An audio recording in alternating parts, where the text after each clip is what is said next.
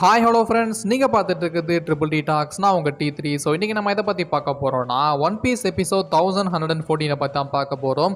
தாத்தா வராரு அப்படின்னு ஃபைனலி வந்துட்டாரு. சரியான சம்பவம் பண்ணிட்டாருங்க. உண்மையிலேயே வேற மாதிரி இருந்துச்சு. சரி வாங்க மொத்த எபிசோட் என்ன நடந்துச்சுன்னு மொத்தமாக பார்த்தலாம்.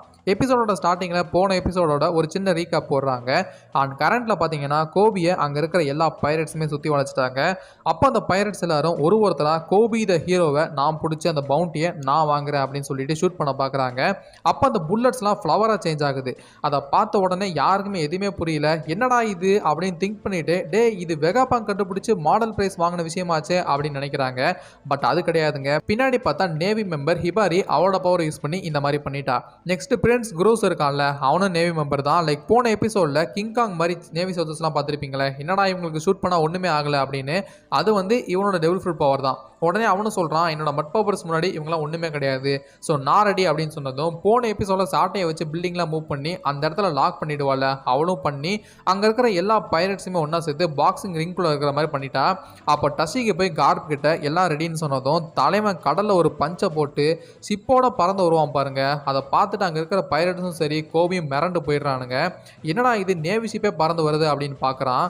அங்கே பார்த்தா கார்ப்பு சாய் என்ன காப்பாற்ற வராரா அப்படின்னு இவனுக்கு ஒரு ஆச்சரியம். அப்போ ஒரு ட்ரெமண்டஸ் ஆக்கியோட கார்ப்பு, ஹே முட்டாள்களா, நீங்கள் யாரை கடத்திருக்கீங்கன்னு தெரியுமா, நேவியோட ஃபியூச்சரை, அது மட்டும் இல்லை எனக்கு ரொம்ப பிடிச்ச குழந்தைய கடத்திருக்கீங்க அப்படின்னு கோவத்தோட கேலக்ஸி அப்படின்னு சொல்லும்போது அந்த பைரட் ஐலாண்டுக்கு மேலே கேலக்ஸிவே காட்டுவாங்க பாருங்க.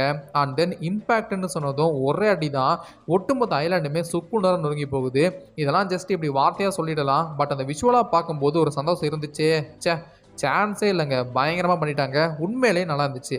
அண்ட் இதெல்லாம் முடிஞ்சதும் அங்கே இருக்கிற சில பைரட்ஸ் என்னடா இந்த கார்ப் இப்படி பண்ணிட்டாரு அப்படின்னு புலம்பிக்கிட்டு இருக்காங்க. பட் கார்ப்போட ரேஞ்ச் அடங்கவே இல்லை, இன்னும் டேமேஜ் பண்ண தான் பார்க்குறாரு.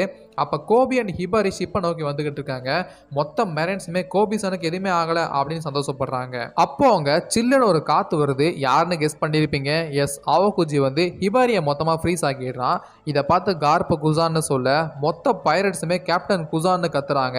அப்போ குசான் சொல்கிறான், எப்படி நான் உன்னை டீச்சிங் இல்லாதப்போ ஓட விட முடியும் சொல்லு கோபி அப்படின்னு சொன்னதும் லாஸ்ட் 2 இயர்ஸாக நடந்த ஒரு விஷயத்தை காட்டுறாங்க. லைக் குசான் எப்படி மெரைன்ஸ் விட்டு போனான் அப்படின்னு அதை சொல்கிறாங்க. ஆனால் அதுக்கப்புறமா தான் அவன் பிளாக் பேரை போய் மீட் பண்ண போயிருக்கான். பட் நேரடியாக இல்லை, அவன் இடத்துக்கு போய் அவனோட ஆளுங்க சில பேரை ஃப்ரீஸ் பண்ணிட்டு அங்கே உட்காந்துக்கிட்டு இருக்கான். இதை பார்த்த பிளாக் பேர்டு இதை பண்ண முடிஞ்ச ஒரே ஆள் அவகுஜி தான் சொல்லிட்டு அவனோட ட்ரெம்மர் ஃப்ரூட்டை யூஸ் பண்ணி அட்டாக் பண்ண போகிறான். பட் ஆனால் அந்த இடத்துல குசான் சொல்கிறான், இப்போ நீ இதை யூஸ் பண்ணால் கண்டிப்பாக உன்னோட ஆளுங்க சுக்குனர்னு ஒருங்கி இறந்து போயிடுவாங்க, பரவாயில்லையா அப்படின்னு கேட்குறான். நீ அவங்களோட கேப்டன், ஸோ உனக்கு அது தெரியும்னு நினைக்கிறேன் அப்படின்னு சொல்லிட்டு, ஸோ எனக்கு என்ன நடந்துச்சு அப்படின்னு கண்டிப்பாக உனக்கு தெரிஞ்சிருக்கும். நான் இப்போ மனசுடைஞ்ச கோபக்காரன் அண்ட் இது யாரோட ஃபால்ட்டு அப்படின்னு கண்டிப்பாக உனக்கு தெரிஞ்சிருக்கும்னு சொன்ன உடனே எபிசோடுமே கம்ப்ளீட் ஆகுது.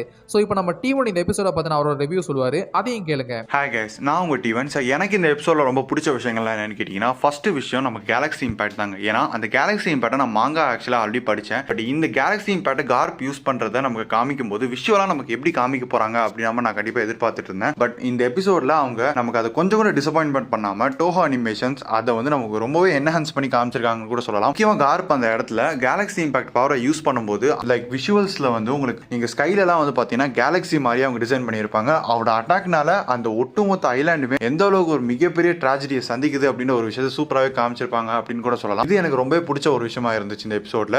எல்லாருமே எதிர்பார்த்த ஒரு விஷயம் தான், பட் இதையுமே அவங்க பயங்கரமாக காமிச்சிருந்தாங்க. இதுக்கு அடுத்தபடியாக சொல்லணும் அப்படின்னா நீங்கள் அவகுஜி சொல்லலாம். ஏன்னா அவர் ஒருத்தர் தான் பார்த்தீங்கன்னா லைக் இந்த இடத்துல மெயின் ஆஃபீஸர்ஸ்க்கு எதிராக வந்த மாதிரி நமக்கு காமிச்சிருப்பாங்க. லைக் அவர் எக்ஸாக்டா எப்படி அகேன்ஸ்டா வராரு அப்படின்றது சின்ன நாட் மாதிரி தான் நமக்கு இந்த எபிசோட்ல காமிச்சிருப்பாங்க. பட் இருந்தாலுமே லைக் அங்க இருக்கக்கூடிய எல்லா பைரட்ஸுமே கார்ப்பை பார்த்து மிரண்டு இருக்கிறப்ப இவர் ஒருத்தர் மட்டும் முன்னாடி நிக்கிறத நமக்கு லைக் விஷுவலா சூப்பரா காமிச்சிருப்பாங்க அப்படின்னு கூட நான் கண்டிப்பா சொல்லுவேன். ஸோ இந்த 2 விஷயங்கள் தான் எனக்கு இந்த எபிசோட்ல ரொம்ப பிடிச்ச விஷயங்கள். எபிசோட் உங்களுக்கு பிடிச்சிருக்கும் நாங்க நம்புறோம். இதே மாதிரி இன்னொரு தாறுமாறு தடாலடி வீடியோல மீட் பண்றோம். அது வரைக்கும் வாழ்க்கையை ஜாலியா என்ஜாய் பண்ணுங்க.